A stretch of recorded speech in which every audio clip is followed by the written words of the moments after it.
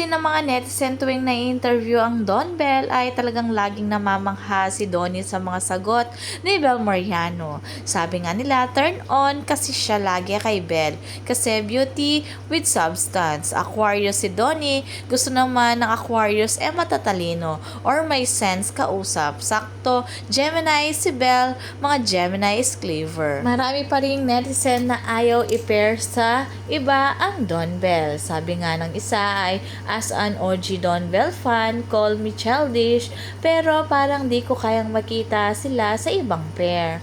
At sagot ng isa ay, honestly, I also feel this and times, but lagi akong bumabalik sa trust ko sa kanila. Let's trust them. Yun yung importante. We don't know what the future holds. Let's trust them. They know what they doing. Trust talaga. Getting sad cause you want see them together in a project for now, but it's exciting for the day.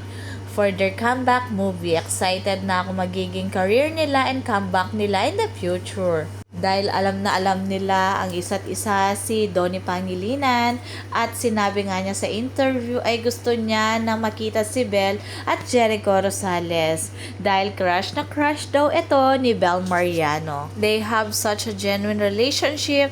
I mean, now I get why they ended their love team cause don't want to continue the history in that field.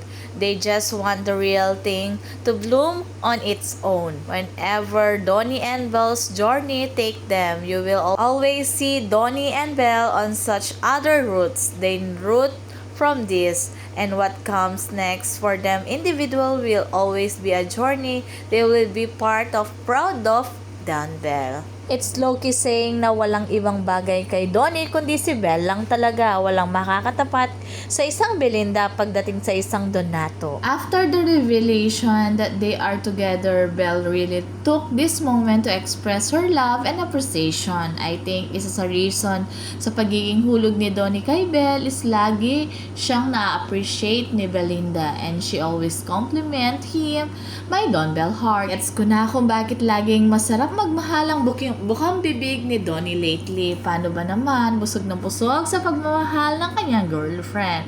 The woman that you are din, Belinda. Grabe ang words of affirmation. Marami pa rin talagang hindi tanggap ang natawa na salita ng Don Bell na wag munang kukuha ng proyekto for now. Sabi nga nila, be a big chance that after they can be paired up with anyone. I will still support them after this, but I think I can't really afford to see them being paired that soon after this project. But one thing is for sure, there will be no more love team, as Donnie said on the Metro interview. Yes, workmates are possible, but a love team anymore. Wala talaga ang unang love team na gigiba sa lumang kultura ng showbiz dito. Sila ang magpapasikat ng K-drama style na paiba-iba ang kapareha. Kada proyekto para mas maluwak na versatility nilang bilang actor. I love how they separate their relationship in work. Like, pag sa work talaga. Sobrang private nila pagdating sa personal lives nila sa isa't isa.